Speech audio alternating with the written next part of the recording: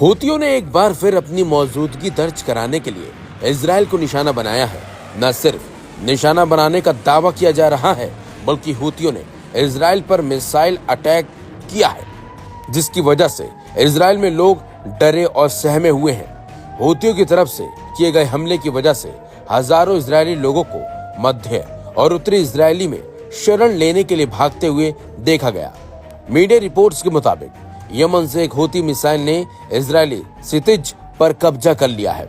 कुछ media reports ने तो यहां तक दावा किया कि 250 से ज्यादा इजरायली बस्तियों में हवाई हमले के सायरन बजने लगे थे। इसी बीच एक वीडियो भी सोशल मीडिया पर वायरल हो रहा है।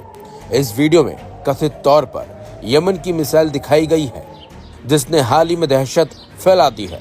वहीं आईडीएफ ने पुष्टि की है कि मिसाइल यमन में ईरान समर्थित हूती द्वारा लॉन्च की गई थी।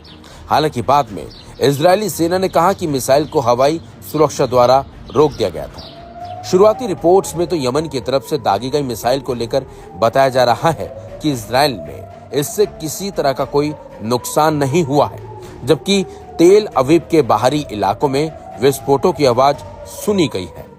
बताया तो ये भी जाता है कि बेन गुरियन अंतर्राष्ट्रीय हवाई अड्डे की ओर जाने वाली कुछ उड़ानों को लैंडिंग में देरी करने के लिए कहा गया।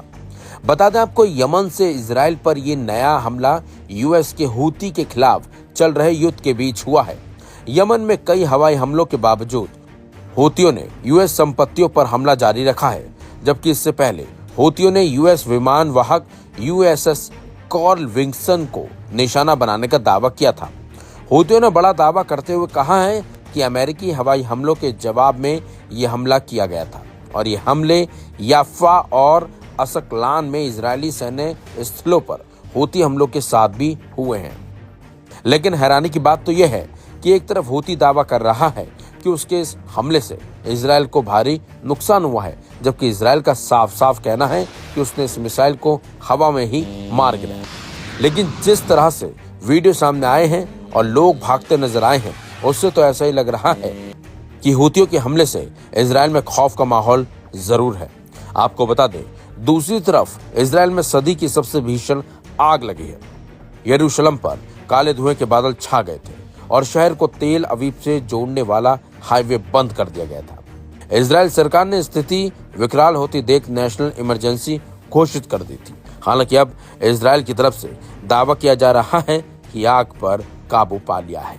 लेकिन जिस तरीके से हूतियों ने इजराइल पर हमला किया है, इसी बीच अब देखना होगा कि इजराइल हूतियों को इसका जवाब कब और कैसे देता है, क्योंकि इजराइल दावा करता है कि अगर कोई उसके देश या उसके देश के लोगों पर हमला करेगा तो उसका मुंह तोड़ जवाब दिया जाएगा।